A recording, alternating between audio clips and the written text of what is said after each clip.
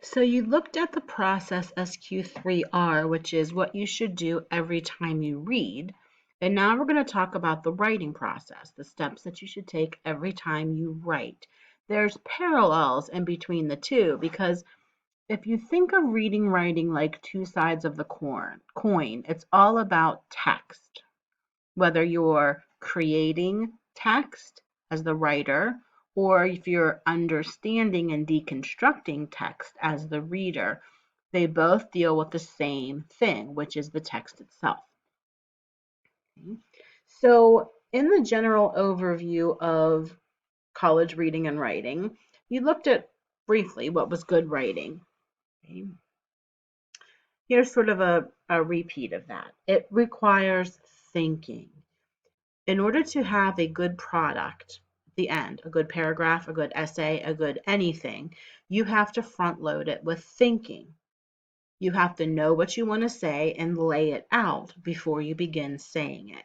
It also involves revision. None of us are so good that we get it 100% correct the first time. So you have to build in time in your process to revise. Good writing expresses your ideas clearly, and it's directed towards an audience that you have in your mind before you begin the process. Writing achieves the purpose. Whatever the purpose of the prompt is that you are addressing, good writing achieves that purpose and addresses the prompt. It requires three building blocks: sentences, which build into paragraphs, and paragraphs build into an essay. We are going to focus on the paragraphs for kind of the paragraph building into an essay, because if you can write one really good paragraph, you can write 100. So, like I said, the reading and writing processes are connected. Most of what we write in college is in response to what we've read. So active reading, understanding what you've read, is the key to writing clearly. Readers evaluate the writing, and writers evaluate what they've been reading through writing. So they are an intricately tied process here. We can't have one without the other.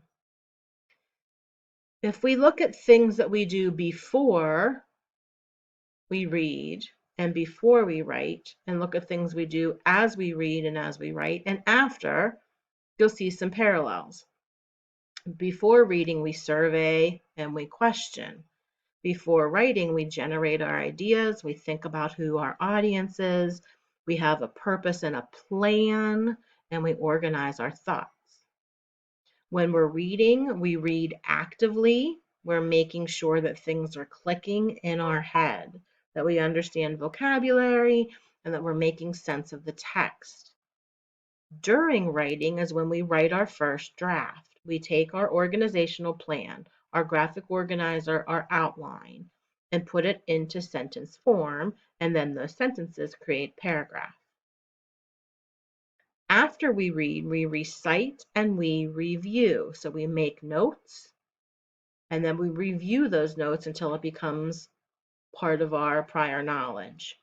After we write, we go in and we revise for clarity, we check for grammar and spelling and punctuation, and we publish it that shows how proud we are of what we've done. Writing skills are important because they're the most common form of communication in a workplace. Your overall job performance might most likely be evaluated on your ability to communicate effectively in writing. And there are lots of studies out there that show the number one factor in determining whether someone will be successful in an organization is whether that person has effective communication skills. Just like the number one factor in reading comprehension is a good vocabulary, the number one factor in organizational success in a job is effective communication.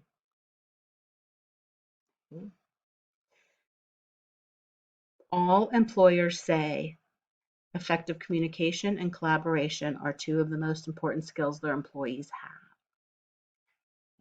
When asked about writing, executive consultants, business leaders emphasized that the criticality of good writing skills, and they said that writing is even more important than in previous years because professionals spend more time each day writing. We are inundated with written communications, and so it's imperative that their employees are able to write succinctly and write well. It's important. 73% of employers want candidates with strong communication skills, and 93% of white-collar workers and 80% of blue-collar workers say that the ability to write well is important to success in their career. So it does not matter what kind of job you have, you're going to have to write. Okay? So we are going to look at the steps in the writing process. The first step is pre-writing, and you have to generate your ideas. A lot of us sit down at a blank screen and one of two things happen. Either we just kind of whatever goes into our head gets written down on the screen, or we freeze and then we have a mental block. So you want to make sure that you are generating your ideas, whether through free writing, brainstorming, branching, questioning. Don't worry about these pages.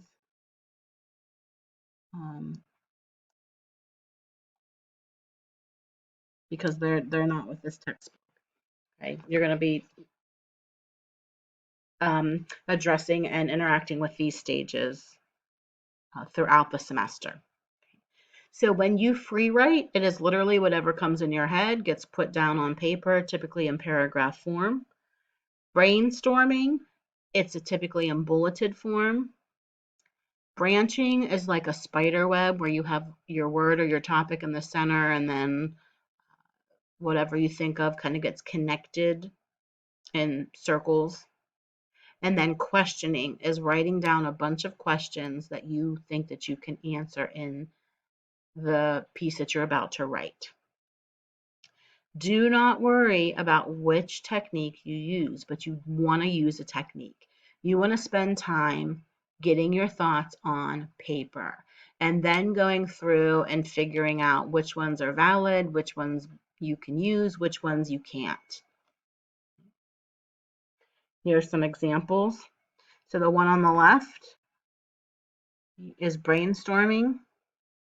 Everything they thought of, and look, they went back in and they crossed out ideas.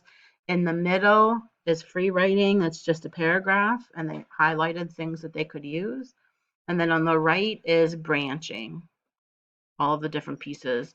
You can pick whatever, but it is essential that you generate everything that comes into your head gets written down in the pre-writing. Okay. Once you generate your ideas, you want to go through and you want to organize and arrange them. So you want to figure out which ideas are you going to use, and then in what order are you going to use them. Do you have gaps? Do you need to add some more information? Might you need to research some things if you're doing a research paper? You want to use a graphic organizer. That graphic organizer can be an outline. My brain does not think linearly like that, so I have a hard time with outlines. I like visuals. And as we work through the writing for the course, I'll be giving you visuals. You can always turn them into outlines if you choose. But you should have your ideas on a piece of paper in the order you're going to write them. These two steps should be where you spend the bulk of your time.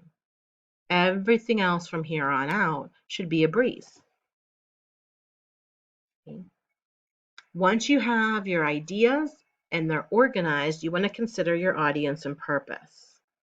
So when you do that, you have to make some decisions. How many and what kinds of details are appropriate? What format is appropriate? How many and what type of examples? Is it formal writing, informal writing? What kind of words? What tone? Is your purpose to inform or to persuade, to entertain? Once you have that audience and purpose in mind, then you write your first draft. Okay? Start with your most important point. What are you trying to prove?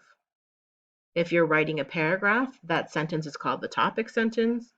If you're writing an essay, that sentence is called the thesis statement. So you're going to explain your topic sentence or thesis statement using the ideas on your graphic organizer. Don't worry in this stage about punctuation, grammar, spelling. You are just getting your ideas together in sentences and then in paragraphs.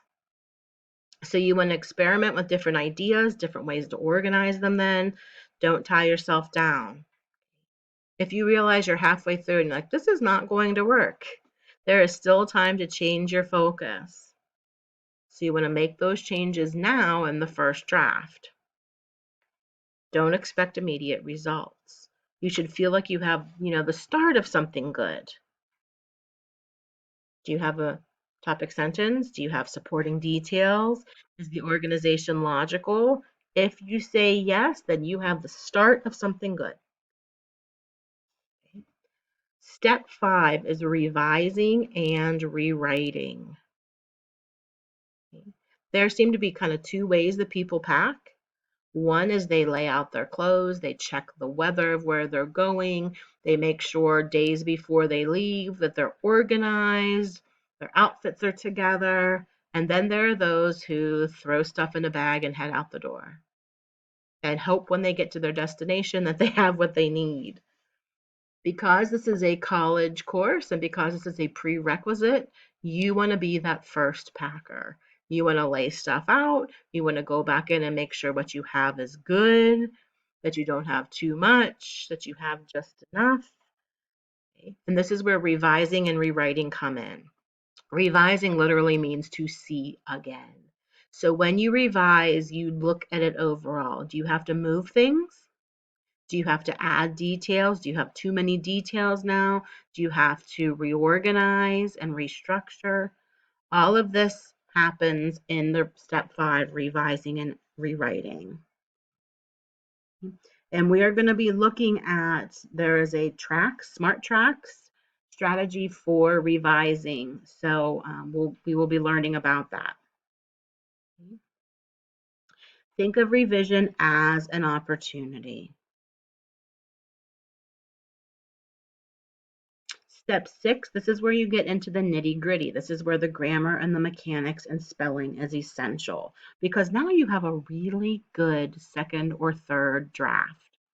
And now you look at fragments and run-ons, grammar errors, spelling errors, punctuation, capitalizing. Okay? And that smart tracks that we're going to talk about will help you with step 6. Okay? So when you revise, you want to think of arms, add, remove, move, and substitute. And when you edit, you want to think of cups, capitalize, usage, punctuation, and spelling. It's just a real down and dirty help. So arms and cups. Okay. Once you do step 6, then you have a clean draft that is formatted correctly, that is written with proper grammar and proper usage. It has enough details to address the prompt. So you should go through these 6 steps every time you write because it helps you organize, it helps avoid procrastination and frustration. And once again, you use your time efficiently, effectively, and productively. Okay.